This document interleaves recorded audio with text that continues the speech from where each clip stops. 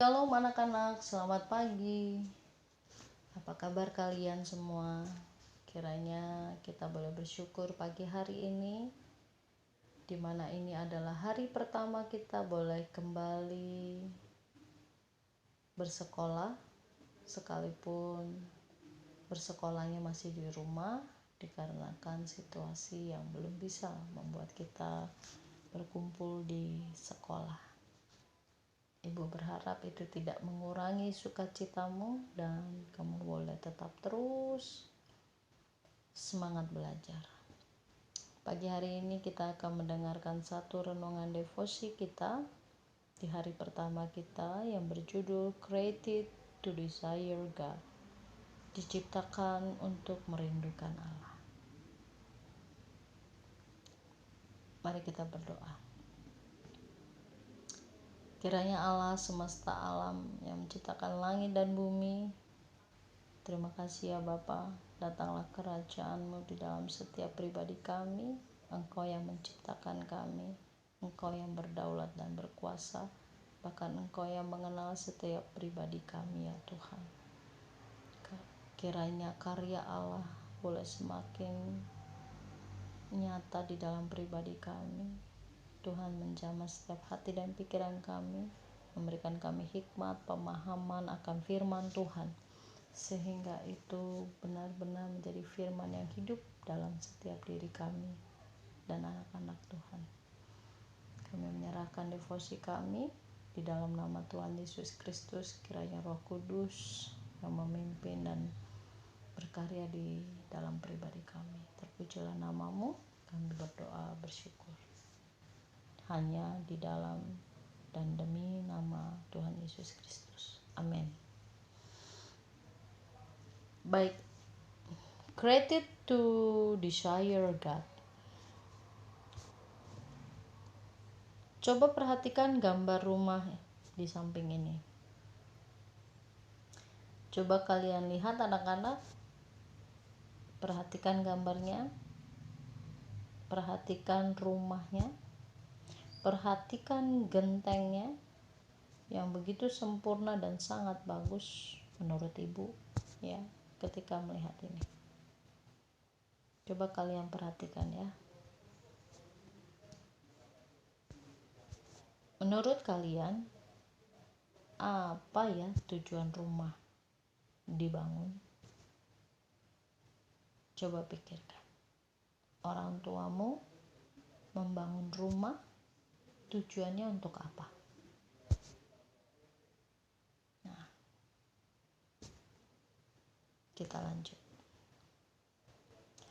Setiap pembangunan rumah yang handal dan bertanggung jawab pasti membuat dan mengurus rumah dengan baik.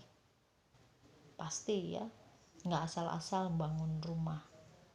Orang tuamu juga pasti begitu saat mereka membangun rumah. Mereka tidak akan sembarangan mencari tukangnya. Mereka tidak akan membiarkan hal-hal buruk terjadi dalam pembangunan rumah itu. Mereka ingin pembangunan rumah itu sempurna, baik, kuat, dan aman. Pastinya ya. Setiap pembangunan rumah yang handal dan bertanggung jawab tahu bahwa supaya dapat menjadi tempat berlindung yang baik, rumah perlu memiliki genteng yang utuh dan kuat, yang selalu dibersihkan dari sampah. Pernah lihat rumah kalian atapnya, gentengnya itu sering banget ada sampah tidak? Pernah nggak dibersihkan? Agak susah ya. Tapi ini sebuah ilustrasi di devosi kita pagi ini. Dari ilustrasi ini kita akan belajar tentang tujuan Allah menciptakan kita. Apakah itu? Mari kita belajar.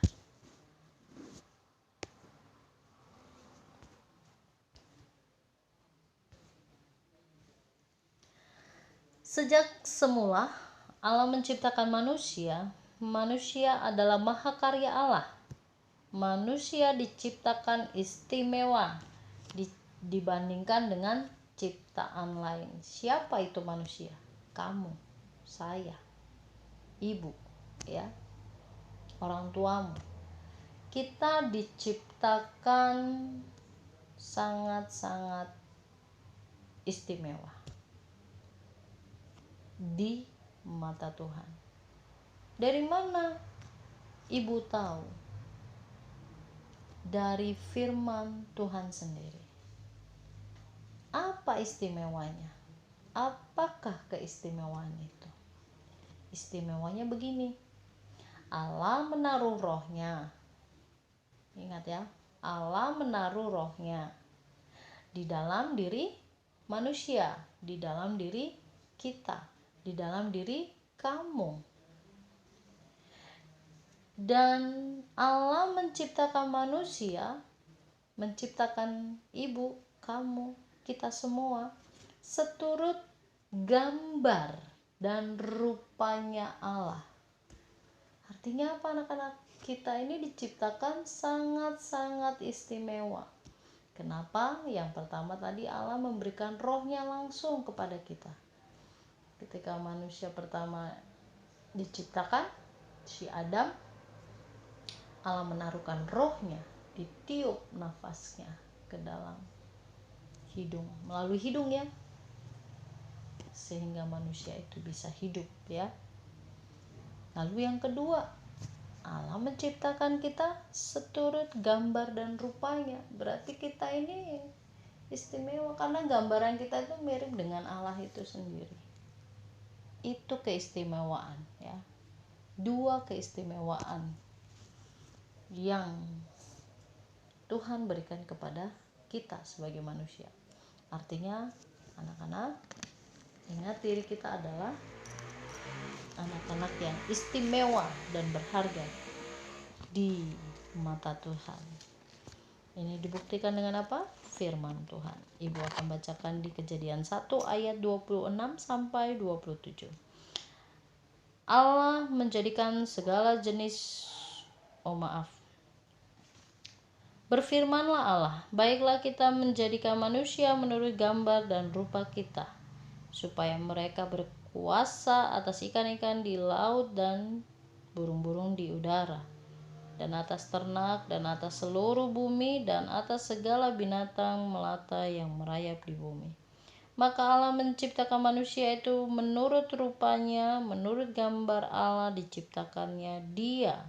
Laki-laki dan perempuan diciptakannya mereka. Lalu yang kedua, Kejadian 2 ayat 7.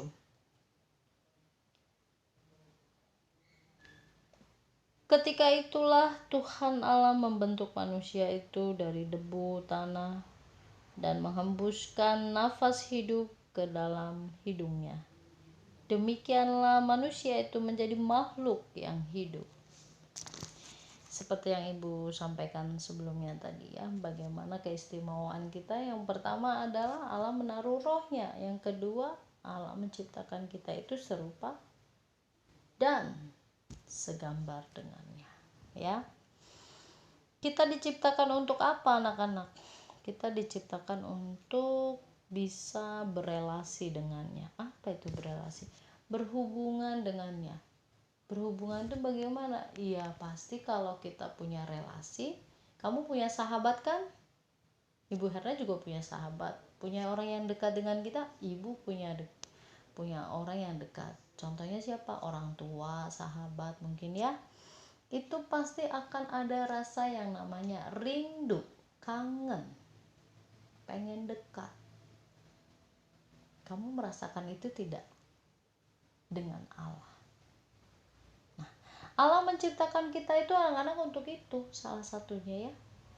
Allah ingin sekali kita bisa merindukan Dia. Hidup kita ini seperti rumah tadi ya, dengan genteng yang kuat, dibangun oleh pembuatnya yang diberi keistimewaan. Apa keistimewaan itu? Rindu pada Allah. Kenapa bisa dikatakan ini istimewa? Seperti yang Ibu katakan bahwa kalau kamu punya sahabat, kamu memiliki orang tua, kamu pasti akan merasakan yang namanya kangen atau rindu sama mereka. Betul nggak anak-anak? pasti itu. Ya, itu tujuan Allah menciptakan kita. Nah, kita lihat selanjutnya.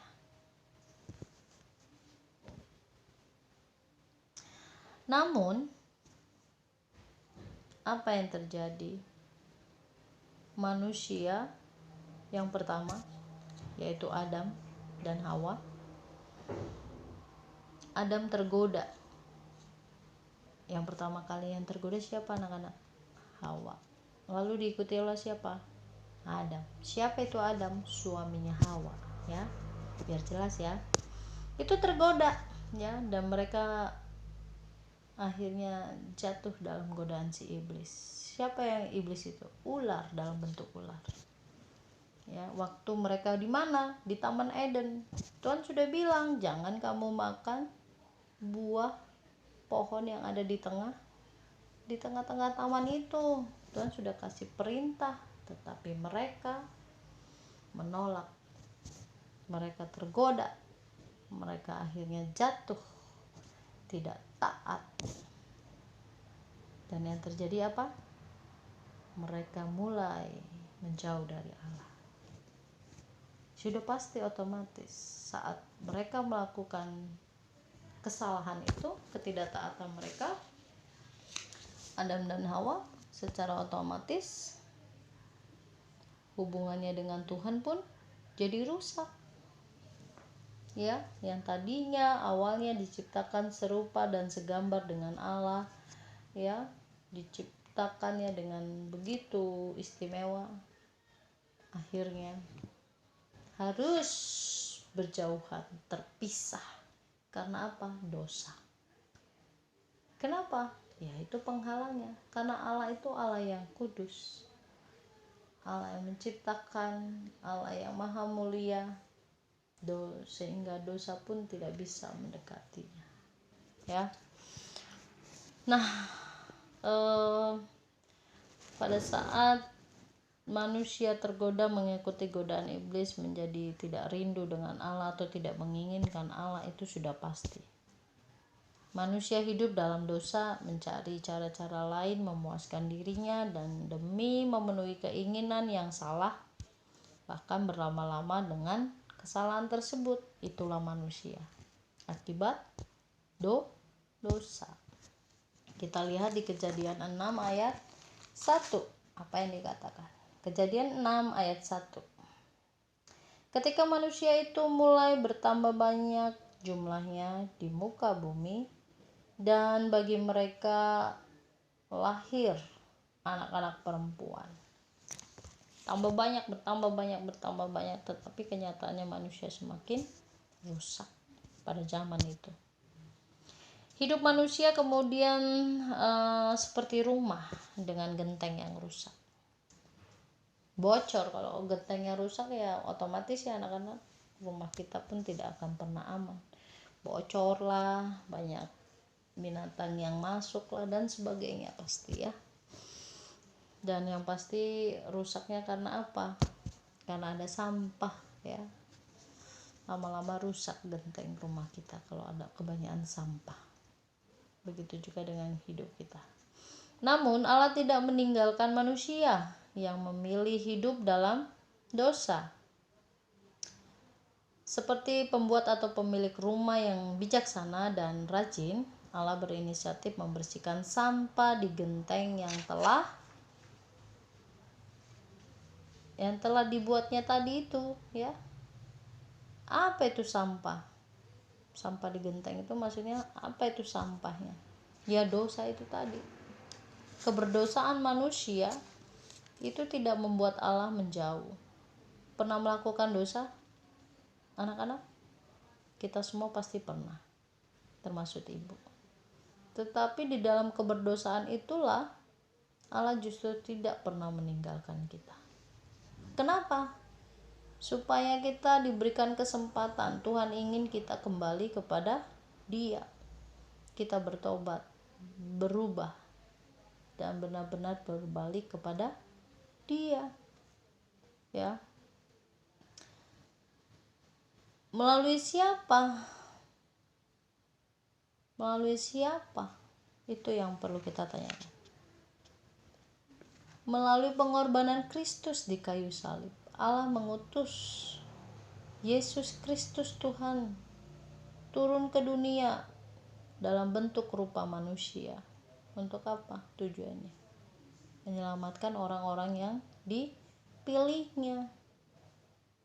Kristus datang ke dunia itu untuk menyelamatkan orang-orang yang dicintainya, yang dikasihinya, orang-orang pilihannya. Dia datang, dia korbankan dirinya. Siapa orang-orang pilihan itu?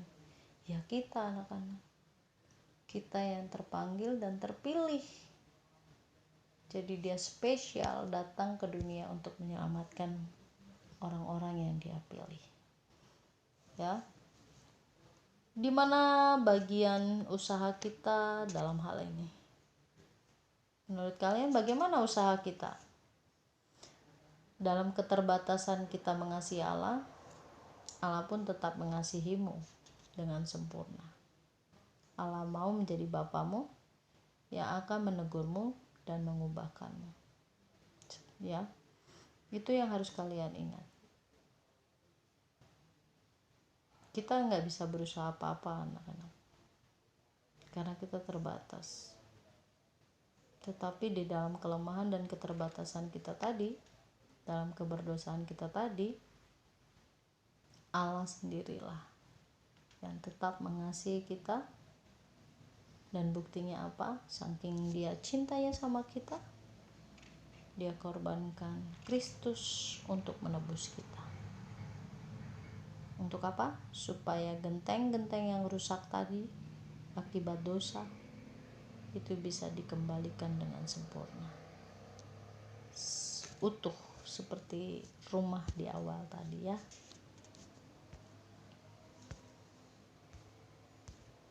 Oke. Nah, dunia mungkin memperlakukanmu seperti barang di supermarket, ya. Lalu jika tidak sesuai dengan keinginan mereka, maka ditinggalkan dan dibiarkan. Namun ingatlah, selera manusia tidak berubah-ubah. Selera manusia itu pasti berubah-ubah, ya, maaf. Hari ini suka, besok bisa jadi benci. Tapi Allah adalah penciptamu, dia mengenal dan menerima. Dia jadikan kamu unik dan berharga. Dia mengorbankan Yesus untuk mendapatkanmu kembali. Ya. Dia jadikan kamu unik dan berharga. Dia mengorbankan Yesus untuk mendapatkanmu kembali. Kamu ditebus dengan darah yang mahal dan dijadikan anak yang dikasihinya. Kamu dilindunginya dari iblis seperti gembala menjaga dombanya dari serigala. Kalau kamu hilang, dia akan menunjukkan jalan agar kamu kembali. Dia tidak pernah membiarkanmu sebab Allah tidak pernah berubah. Ingat itu baik-baik, ya. Allah tidak pernah berubah. Kasih-Nya tidak pernah berubah. Cintanya kepada kita tidak akan pernah berubah sekalipun kita berdosa. Cintanya kepada orang-orang yang dia pilih. Ingat, cintanya kepada orang-orang yang dia pilih. Itulah bukti kebesarannya. Karena Allah begitu mencintai kita, maka dia mengutus Kristus untuk menebus dosa kita. Yang menjadi perenungan, ya, yang harus kita renungkan bersama. Apa saja tindakan yang biasa kamu lakukan agar bisa diterima orang-orang lain? Apakah tindakan itu justru mengubahmu menjadi tidak baik atau justru menjadikanmu belajar mengenal Tuhan?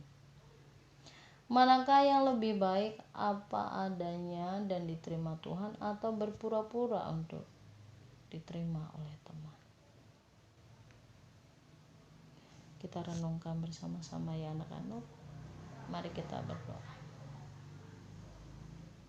Yesus Tuhan kami, terima kasih karena Engkau telah membuktikan kasih-Mu yang sempurna dalam hidup kami.